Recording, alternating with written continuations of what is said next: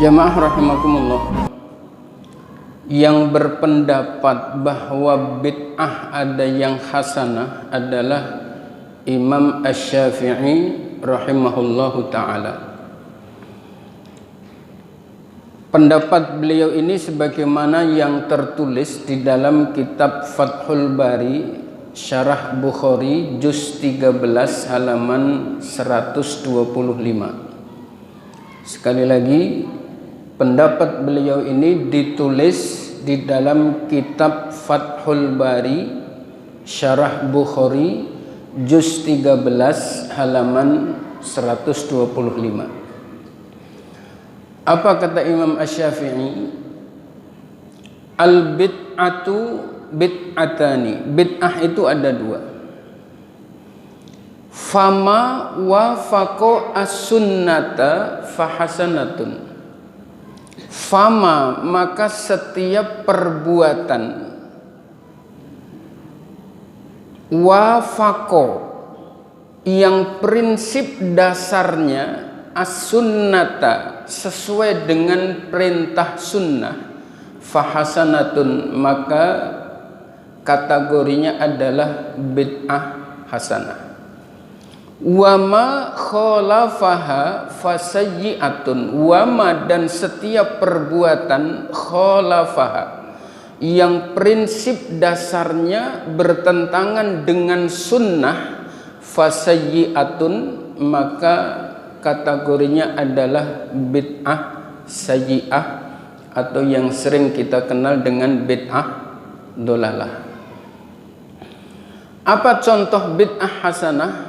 Banyak.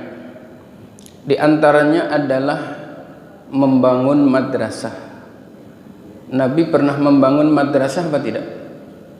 Tidak pernah. Membangun pondok pesantren. Yang Nabi bangun adalah masjid. Nah, bukankah membangun masjid, membangun pondok pesantren dan madrasah itu adalah termasuk urusan dunia? Jawabannya dalam konteks ini tidak. Kenapa? Dalil usul fikih, ma la yatimul wajib illa bihi fahuwa wajib. Perkara wajib yang tidak bisa sempurna karena perkara lain, maka perkara lain itu menjadi ikut wajib hukumnya. Menuntut ilmu hukumnya apa, Pak? Wajib.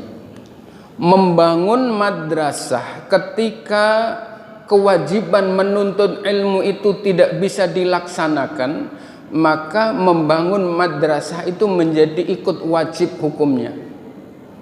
Jadi dia urusan agama, bukan urusan dunia dalam konteks membangun madrasah dan pondok pesantren. Ya, bukan masuk dalam kategori antum a'lamu bi umuri dunyakum. Engkau adalah lebih mengetahui tentang urusan duniamu.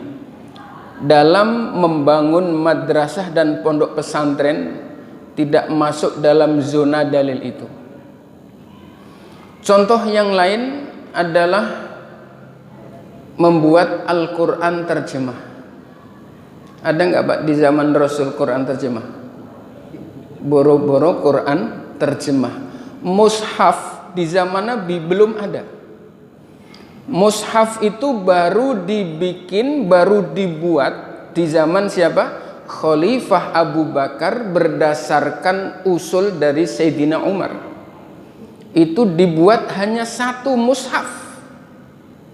Kemudian di masa Khalifah Utsman dibuat 6. Jangankan ada terjemahannya, titik sama harokatnya saja enggak ada.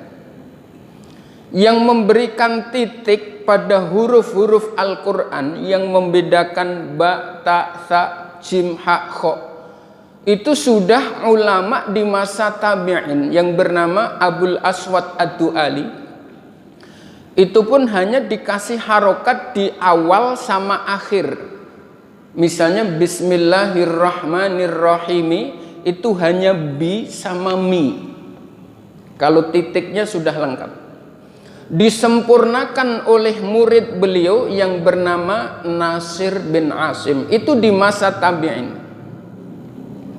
Jadi jelas Al-Quran terjemah di masa Rasulullah belum ada. Contoh yang lain, membuat metode pembelajaran Al-Quran, membuat metode pembelajaran bahasa Arab. Iqra' namanya, qiraatikah namanya, amsilatikah namanya, itu semuanya adalah masuk dalam kategori bid'ah hasanah, yaitu prinsip dasarnya sesuai dengan sunnah Rasul, yaitu perintah untuk belajar membaca Al-Quran. Lalu contoh yang bid'ah sayyi'ah atau dolalah seperti apa? Sholat 5 waktu merasa kurang banyak dibikin 10 waktu. Sholat subuh kepengin sekalian olahraga, daripada 2 rakaat dibikin 10 rakaat.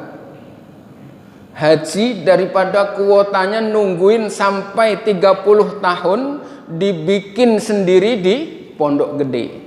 Itu contoh-contoh bid'ah dolalah yang prinsip dasarnya jelas-jelas bertentangan dengan sunnah Nabi.